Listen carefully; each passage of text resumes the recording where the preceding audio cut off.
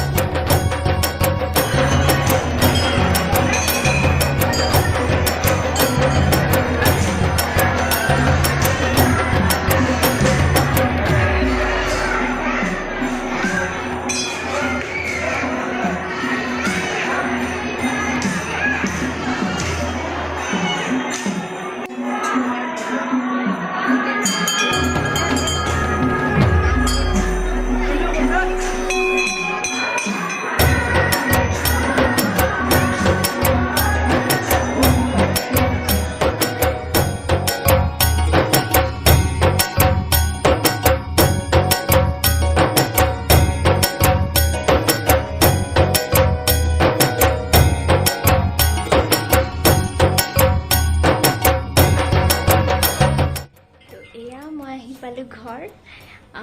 একদমেই ভাগৰি গৈছোঁ।